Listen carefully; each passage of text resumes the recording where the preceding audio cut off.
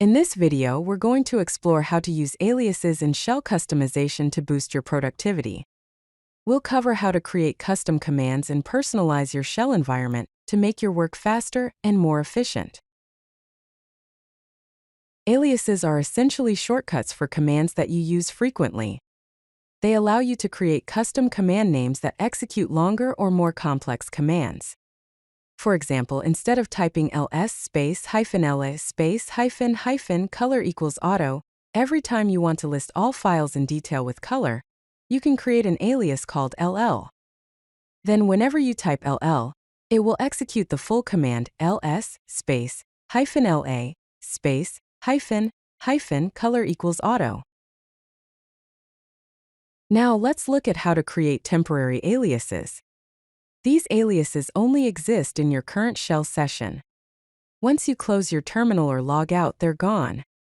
The basic syntax is simple. You type alias, then the shortcut you want to use, then an equals sign, and finally the command you want to run, enclosed in single quotes. For example, alias c equals clear will let you clear the terminal by just typing c.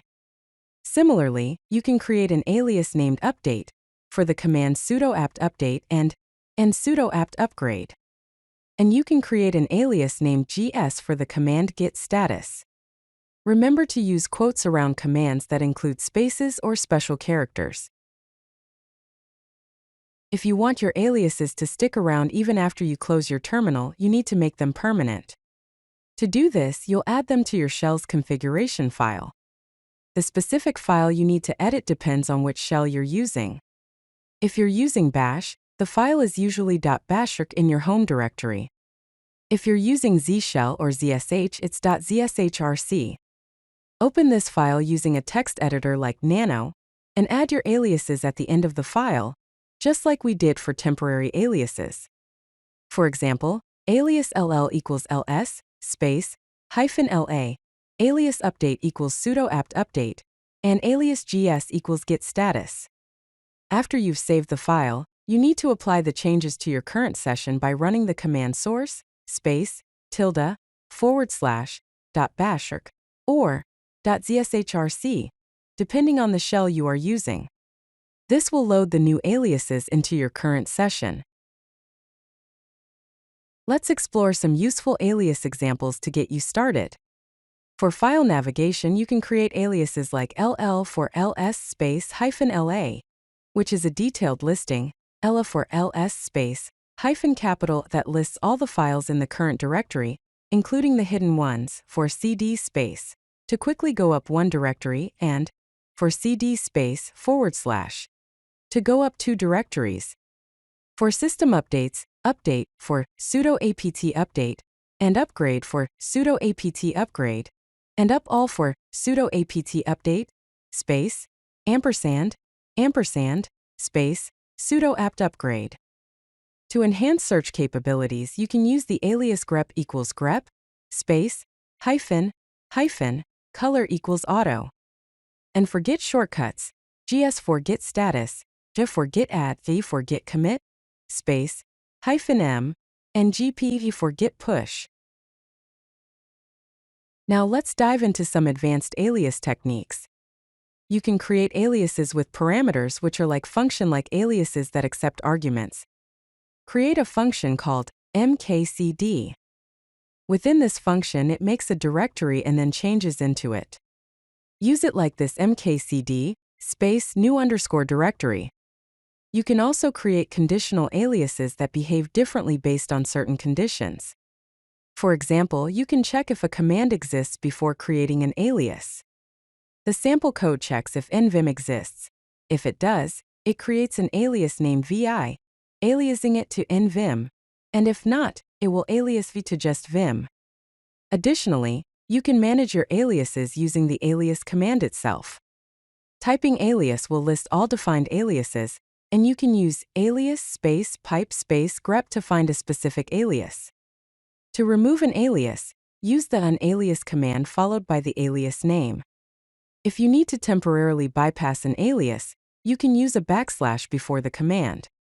For example, if you have an alias for ls, and you want to use the original ls command, type \ls. Now let's customize your shell prompt, which is what you see before typing commands. You can change this to display useful information. The prompt is controlled by the ps1 variable. You can edit your .bashrc or .zshrc file to change this variable. Here are some useful variables you can use.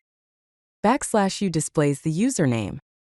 \h displays the host name. \w displays the current working directory. \W displays the current directory base name. \t displays the current time in 24-hour format. And $$ displays a $sign for regular users and a hash symbol for the root user. Here are some examples. The basic prompt with username and hostname can be achieved by using the command export ps1 equals single quote \u at \h:\w $, single quote. To apply the changes, source the file source //.bashrc. Most terminals support color customization to improve readability and visual appeal. You can set colors for text, background, and specific elements like directory listings. Here are some basic color codes. The color code for black is 30, red is 31, green is 32, yellow is 33, blue is 34, magenta is 35, cyan is 36, and white is 37. To enable color support for ls, use the alias ls equals ls, space, hyphen, color equals auto. To enable color for grep, use alias grep equals grep, space, hyphen, color equals auto. You can also customize directory colors by setting the ls_colors variable in your .bashrc file. Finally, use echo space, -e followed by a color code in square brackets, and the text you want to color to display colored text in the terminal. Several tools can help you with advanced shell customization. Oh My Zsh is a framework for managing Z shell configuration with themes and plugins. It offers hundreds of built-in themes, a plugin system for added functionality, auto-completion, and Git integration. To install it, run the command sh --c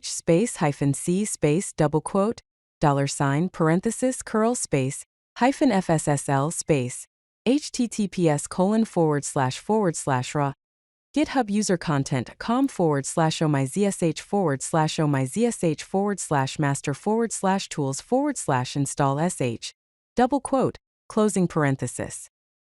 Powerline is a status line plugin that displays information in your prompt, such as Git branch and status, Python virtual environment indicators, and customizable segments and colors. Install it using pip install powerline-status. Starship is a cross-shell prompt that's minimal, fast, and customizable. It works with any shell and shows relevant information for many tools. To install, use curl -s https:// or s/install sh pipe sh. Lastly, Fish Shell is a user-friendly command line shell with syntax highlighting out of the box, intelligent tab completions, and a web-based configuration interface. To install it, use sudo apt-get install fish. Using any of these tools can dramatically improve your terminal experience and productivity. If you like this video, hit that like button and don't forget to subscribe. Visit codelucky.com for more such useful content.